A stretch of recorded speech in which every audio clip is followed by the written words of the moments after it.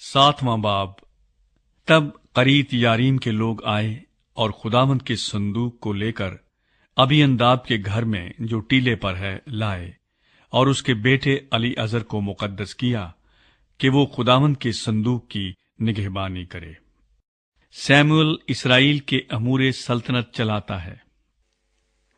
اور جس دن سے صندوق قریت یریم میں رہا، تب سے ایک مدت ہو گئی، یعنی 20 برس گزرے، اور اسرائیل کا سارا گھرانہ خداوند کے پیچھے نوحہ کرتا رہا۔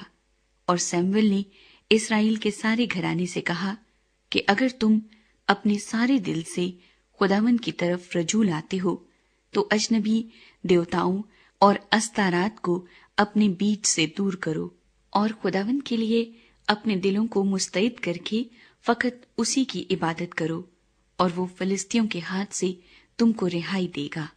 تب بنی اسرائیل نے بالیم اور استارات کو دور کیا اور فقط خداوند کی عبادت کرنے لگے۔ پھر سیموئیل نے کہا کہ سب اسرائیل کو مصپا میں جمع کرو، اور میں تمہارے لیے خداوند سے دعا کروں گا۔ سو وہ سب مصپا میں فراہم ہوئے اور پانی بھر کر خداوند کے آگے انڈیلا، اور اس دن روزہ رکھا، اور وہاں کہنے لگے کہ ہم نے خداوند کا گناہ کیا ہے۔ اور سیموئیل مصپا میں بنی اسرائیل کی عدالت کرتا تھا۔ اور جب فلسطینیوں نے سنا کہ بنی اسرائیل مصپا میں فراہم ہوئے ہیں، تو ان کے سرداروں نے بنی اسرائیل پر چڑھائی کی، اور جب بنی اسرائیل نے یہ سنا تو وہ فلسطینیوں سے ڈرے، اور بنی اسرائیل نے سیموئیل سے کہا کہ خداوند ہمارے خدا کے حضور ہمارے لیے فریاد کرنا نہ چھوڑ، تاکہ وہ ہم کو فلسطینیوں کے ہاتھ سے بچائے۔ اور سیموئیل نے ایک دودھ پیتا برہ لیا اور اسے پوری سوختنی قربانی کے طور پر خداوند کے حضور گزرانا۔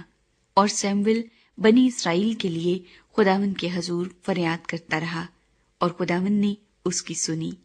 اور جس وقت سیموئیل اس سوختنی قربانی کو گزران رہا تھا، اس وقت فلسطی اسرائیلیوں سے جنگ کرنے کو نزدیک آئے، لیکن خداوند فلسطینیوں کے اوپر اسی دن بڑی کڑک کے ساتھ گرجا اور ان کو گھبرا دیا، اور انہوں نے اسرائیلیوں کے آگے شکست کھائی۔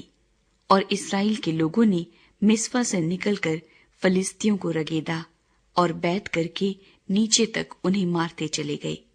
تب سیموئیل نے ایک پتھر لے کر اسے مصپا اور شین کے بیچ میں نصب کیا، اور اس کا نام ابن عزر یہ کہہ کر رکھا کہ یہاں تک خداوند نے ہماری مدد کی۔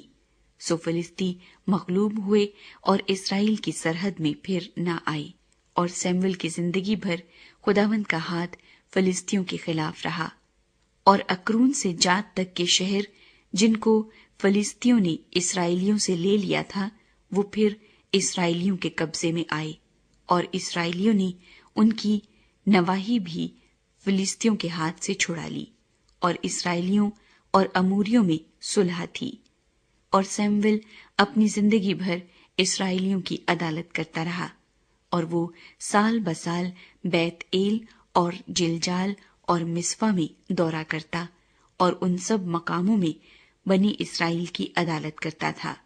پھر وہ راما کو لوٹ آتا، کیونکہ وہاں اس کا گھر تھا، اور وہاں اسرائیل کی عدالت کرتا تھا، اور وہیں اس نے خداوند کے لیے ایک مذبح بنایا۔